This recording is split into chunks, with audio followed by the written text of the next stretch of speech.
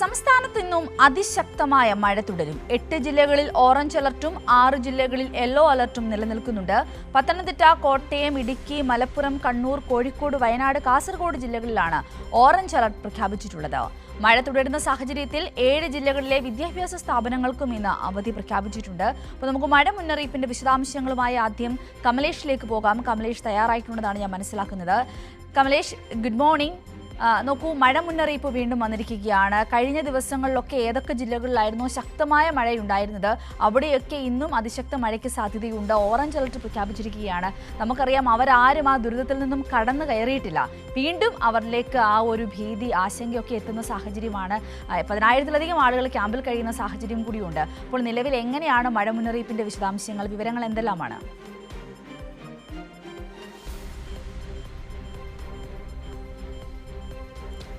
സിന്ധൂരി, കഴിഞ്ഞ ദിവസത്തെ മഴയുടെ തോത് അനുസരിച്ച് നോക്കുകയാണെങ്കിൽ ഒരല്പം കുറവുണ്ടാകും എന്നുള്ളതാണ് ഇന്നത്തെ ഈ മഴ മുന്നറിയിപ്പിന്റെ ഒരു പ്രത്യേകത. കഴിഞ്ഞ ദിവസങ്ങളിൽ 3 ഇടങ്ങളിൽ റെഡ് അലർട്ടായിരുന്നു. അത് പത്തനംതിട്ട, കോട്ടയം, ഇടുക്കി ജില്ലകളിൽ റെഡ് അലർട്ടായിരുന്നു. അതിതീവ്ര മഴയാണ് കഴിഞ്ഞ ദിവസങ്ങളിലെല്ലാം തന്നെ ഈ ഇടങ്ങളിൽ ലഭിച്ചിട്ടുള്ളത്. എന്നാൽ അതിനെ സംബന്ധിച്ച് നോക്കുമ്പോൾ ഇന്ന് വളരെ ആശ്വാസം ഉണ്ട്. ഓറഞ്ച് അലർട്ടിലേക്ക് താഴ്ന്നിട്ടുണ്ട് ഈ മുന്നറിയിപ്പ് എന്നുള്ളതാണ് ഏറ്റവും പ്രധാനപ്പെട്ട കാര്യം. ഏതായാലും 8 ജില്ലകളിലാണ് ഇന്ന് ഓറഞ്ച് അലർട്ട് ഉള്ളത്. അത് പ്രധാനമായും നേരത്തെ തന്നെ ഈ പ്രളയം ഉൾപ്പെടെ അഫക്റ്റഡ് ആയിട്ടുള്ള പത്തനംതിട്ട, കോട്ടയം, ഇടുക്കി ജില്ലകളിൽ പ്രധാനമായും ഓറഞ്ച് അലർട്ടാണ്. അതിനുശേഷം പിന്നീട് മലബാറിലുള്ള ജില്ലകളിലാണ്. മലപ്പുറം, കോഴിക്കോട്, വയനാട്, കണ്ണൂർ, കാസർഗോഡ് ജില്ലകളിലും ഓറഞ്ച് അലർട്ടാണ് നിലവിലുള്ളത്. മറ്റിടങ്ങളിലെല്ലാം യെല്ലോ അലർട്ട് നിലനിൽക്കുന്നു എന്നുള്ളതാണ്. ഏതായാലും കഴിഞ്ഞ ദിവസങ്ങളെ അപേക്ഷിച്ച് പൊതുവെ മഴ കുറയുന്ന ഒരു സാഹചര്യം ഉണ്ടായിരുന്നു. കഴിഞ്ഞ ദിവസങ്ങളിലെല്ലാം ഈ പറഞ്ഞതുപോലെ തന്നെ പത്തനംതിട്ടയിലെ തിരുവല്ല ഉൾപ്പെടെയുള്ള ഇടങ്ങളിൽ പോയി വന്ന ആളാണ് ഞാൻ. അവിടെയൊക്കെ വലിയ തരത്തിൽ ആളുകൾക്ക് ഈ മഴയും ഈ വന്നിട്ടുള്ള മിന്നൽ പ്രളയവും എല്ലാം തന്നെ ബുദ്ധിമുട്ടിലാക്കിയ ഒരു സാഹചര്യമുണ്ട്. നമ്മൾ പോയിട്ടുള്ള പലയിടങ്ങളിലും വീടുകൾ പൂർണ്ണമായും മുങ്ങിയ ഒരു സാഹചര്യമാണ്. പക്ഷേ കഴിഞ്ഞ ദിവസങ്ങളിലെല്ലാം ഈ വെള്ളം ഇറങ്ങിയിട്ടുണ്ട്. കഴിഞ്ഞ ദിവസങ്ങളിലെല്ലാം മഴ ലഭിക്കുന്നതിൽ ഒരു വലിയ കുറവ് ഉണ്ടായിട്ടുണ്ട് എന്നുള്ളതാണ് നിലവിലെ സാഹചര്യം. അത് പത്തനംതിട്ടയിലാണെങ്കിലും ഇടുക്കിയിലാണെങ്കിലും എല്ലാം ഈ ഒരു സമാനമായ സാഹചര്യം തന്നെയാണ് ഉള്ളത്. ഒരു അപകടകരമായ ഒരു നിലയിൽ നിന്ന് ഒരല്പം ശമനം മഴയ്ക്കുണ്ടായിട്ടുണ്ട്. പക്ഷേ എങ്കിൽ പോലും ഓറഞ്ച് അലർട്ട് നിലനിൽക്കുന്നു ഈ ജില്ലകളിൽ എന്നുള്ളതാണ് ഏറ്റവും പ്രധാനപ്പെട്ട ഒരു കാര്യം. അതുപോലെ തന്നെ ഈ തീരദേശ മേഖലയിലും അതുപോലെ തന്നെ മലയോര മേഖലയിലും എല്ലാം തന്നെ അതിശക്തമായ ഒരു മുന്നറിയിപ്പ് നൽകിയിട്ടുണ്ട്. കടൽ പ്രക്ഷുബ്ധമാകാനുള്ള സാധ്യതയുണ്ട്, കാറ്റ് വീശിയടിക്കാനുള്ള സാധ്യതയുണ്ട്. ഇത്തരത്തിലുള്ള മുന്നറിയിപ്പുകളെല്ലാം ഉണ്ട്. ഇന്നും ഈ പറയുന്നത് പോലെ തന്നെ മത്സ്യബന്ധനത്തിന് വിലക്കുണ്ട്. മത്സ്യത്തൊഴിലാളികൾ, ഈ തീരദേശ മേഖലയിലുള്ള ആളുകളൊക്കെ തന്നെ ജാഗ്രത പാലിക്കണം തുടങ്ങിയ മുന്നറിയിപ്പുകളെല്ലാം തന്നെ കാലാവസ്ഥാ കേന്ദ്രം നൽകുകയും ചെയ്യുന്നു എന്നുള്ളതാണ്. ഏതായാലും നിലവിലെ ഒരു സാഹചര്യം അനുസരിച്ച് നോക്കുകയാണെങ്കിൽ തിരുവനന്തപുരത്തെ ഒരു പ്രത്യേക സാഹചര്യം എന്ന് പറയുന്നത് ഇന്നലെ രാത്രി അതിശക്തമായ മഴയുണ്ടായിരുന്നു.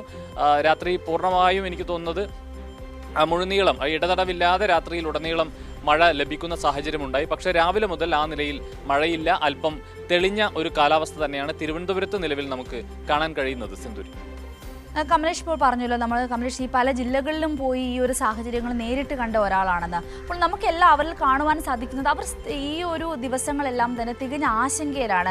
കാരണം എന്ത് സംഭവിക്കും, കൃത്യമായ മുന്നറിയിപ്പ് അവർക്ക് ലഭിക്കുന്നുണ്ടോ എന്ന കാര്യത്തിൽ സംശയമുണ്ട്. ഈ തയ്യാറെടുപ്പുകൾ എങ്ങനെ വേണമെന്നറിയില്ല. അത് മാത്രമല്ല, നമുക്കറിയാം ഇപ്പോൾ ഓണമാണ് വരാൻ പോകുന്നത്. ഈ ക്യാമ്പുകളിലൊക്കെ കഴിയുന്നവർ അവരുടെ ജീവിതത്തിൻ്റെ ഒരു സമ്പാദ്യം മുഴുവനും നഷ്ടമായി വന്നവരാണ്. അപ്പോൾ അവരുടെ മുമ്പോട്ടുള്ള ജീവിതത്തിൻ്റെ ആശങ്ക, അപ്പോൾ അവരുടെ മാനസികാവസ്ഥ വളരെയധികം ബുദ്ധിമുട്ടിലായ ഒരു സാഹചര്യം കൂടിയാണ്. അപ്പോൾ അവിടെ അവർക്ക് വേണ്ട കൗൺസിലിംഗ്, ഇപ്പോൾ നമുക്കറിയാം പ്രളയ സമയത്തും അല്ലെങ്കിൽ ലോക്കി സമയത്തും ഒക്കെ ക്യാമ്പുകളിൽ കൗൺസിലിംഗ് ഉൾപ്പെടെയുള്ള കാര്യങ്ങൾ അന്നത്തെ സർക്കാരുകൾ സജ്ജീകരിച്ചിട്ടുണ്ടായിരുന്നു. അപ്പോൾ നിലവിൽ ക്യാമ്പുകളിൽ അത്തരത്തിലുള്ള ഒരു മാനസികമായ സപ്പോർട്ട് കൊടുക്കുവാനുള്ള എന്തെങ്കിലും തരത്തിലുള്ള സാഹചര്യമുണ്ടോ, അല്ലെങ്കിൽ ഈ പഞ്ചായത്തോ മറ്റ് ഭരണ കേന്ദ്രങ്ങൾ ആരെങ്കിലും മാത്രത്തിൽ ഇടപെടുന്നുണ്ടോ? ആ ഒരു അനുഭവം കൂടി എങ്ങനെ ഉണ്ടായിരുന്നു കമലേഷ്?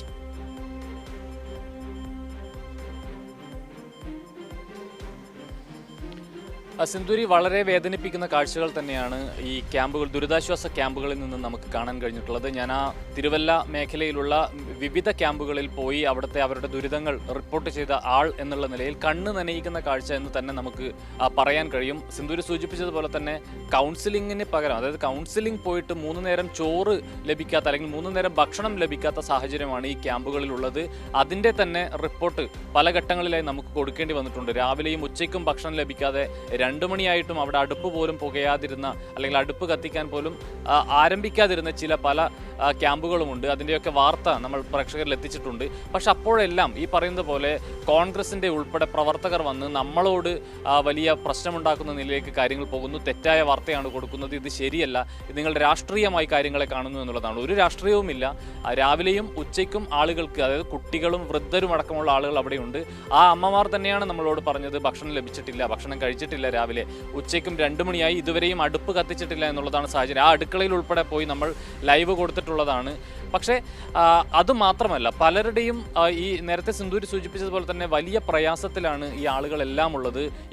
ഈ കണ്ട കാലം അത്രയും അവർ അധ്വാനിച്ചുണ്ടാക്കിയ അവരുടെ സ്വത്തുവകകളെല്ലാം, അവരുടെ കൂട്ടിപ്പിടിച്ചുണ്ടാക്കിയ എല്ലാ കാര്യങ്ങളും ആ മഴയത്ത് ആ വീടിനകത്ത് നിൽക്കുന്ന സാഹചര്യമാണ്. എന്തൊക്കെ സാധനങ്ങളാണ് അവർക്ക് പെട്ടെന്ന് എടുത്തുകൊണ്ടുപോകാൻ കഴിയുക? പലയിടങ്ങളിലും അവിടെ തന്നെ ഈ അടുമ്പട ഉന്നതി പോലെയുള്ള സ്ഥലങ്ങളുണ്ട്. അവിടെയൊക്കെ 10-25ഓളം കുടുംബങ്ങൾ പൂർണ്ണമായും വെള്ളത്തിനടിയിലായ ഒരു സ്ഥലമാണ് ഈ അടുമ്പട എന്ന് പറയുന്നത്.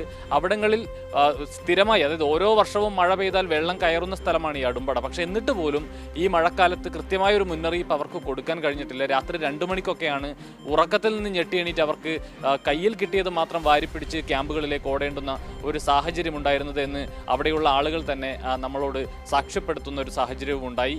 ഏതായാലും അന്നാണ് ഒരുപക്ഷെ നമ്മുടെ ലൈവ് ഈ തത്സമയം നമ്മൾ ഈ കാര്യങ്ങൾ റിപ്പോർട്ട് ചെയ്യുന്നതിനിടയിൽ തന്നെ ഒരു ചേട്ടൻ നീന്തിക്കൊണ്ട് പാസ്പോർട്ടും എടുത്ത് തിരികെ വരുന്നൊരു ദൃശ്യമൊക്കെ നമുക്ക് കാണാൻ കഴിഞ്ഞിട്ടുള്ളത്. ഏതായാലും അത്തരത്തിൽ ഒരു വിലപ്പെട്ട ഒരു രേഖയും അവിടെ നിന്ന് മാറ്റാനുള്ള സമയം അവർക്ക് ലഭിച്ചിരുന്നില്ല. അതുപോലെ തന്നെ സിന്ധൂര് സൂചിപ്പിച്ചു, ഓണമാണ് വരാൻ പോകുന്നത്. ഓണത്തിന് വേണ്ടി പലരും, പല കടകളും വലിയ തരത്തിൽ സ്റ്റോക്ക് ഉൾപ്പെടെ ഇറക്കിയ സാഹചര്യമുണ്ട്. അവയെല്ലാം വെള്ളത്തിൽ ഒലിച്ചുപോയി.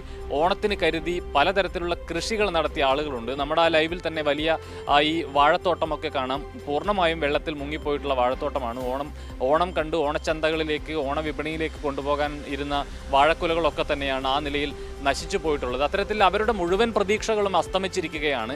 ആ ഘട്ടത്തിലാണ് സർക്കാർ സംവിധാനങ്ങൾ അവരെ ചേർത്ത് പിടിക്കേണ്ടത്. ഇത് കേവലം 3 നേരം ഭക്ഷണം കൊടുക്കുക എന്നതിനപ്പുറത്തേക്ക് സിന്ധൂര് സൂചിപ്പിച്ചതുപോലെ തന്നെ അവരുടെ മാനസിക വ്യഥകളെ ഇല്ലാതാക്കുന്നതിന് വേണ്ടിയിട്ടുള്ള കൃത്യമായ കൗൺസിലിംഗ് അവർക്ക് കൊടുക്കേണ്ടതുണ്ട്.